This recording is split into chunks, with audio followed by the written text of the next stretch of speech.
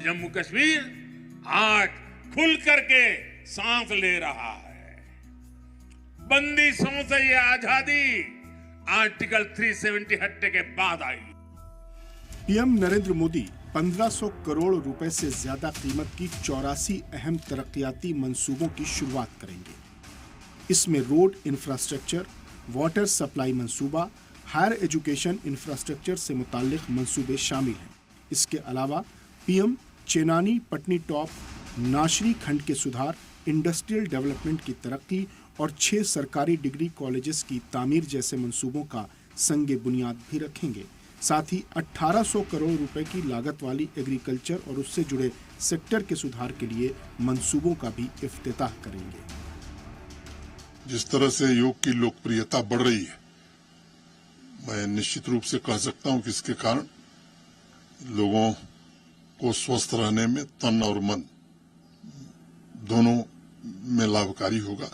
और माननीय प्रधानमंत्री जी के आने के कारण एक आकर्षण बढ़ गया है और मुझे लगता है कि इसका आने वाले दिनों में जम्मू कश्मीर की इकोनॉमी को भी लाभ होगा।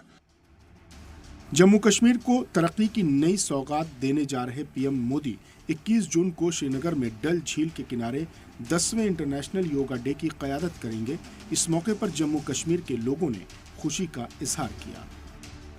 मुझे बहुत खुशी हो रही है ये बताते हुए कि इस बार प्रधानमंत्री हमारे साथ योगा डे मना रहे हैं हमारे शहर में, तो मैं उनका तहे दिल से स्वागत करती हूँ। माननीय प्रधानमंत्री जी हमारे साथ योगा डे मना रहे हैं, इंटरनेशनल योगा डे हो रहा है, हम भी इसमें पार्टिसिपेट कर रहे हैं।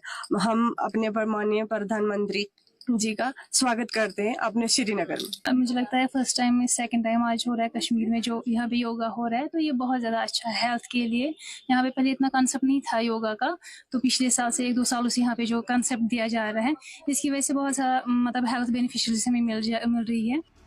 पीएम मोदी 21 जून को श्रीनगर में 10वें इंटरनेशनल योगा डे में शामिल होंगे। पीएम मोदी डल लेक के किनारे 7000 से ज्यादा लोगों के साथ योग करेंगे।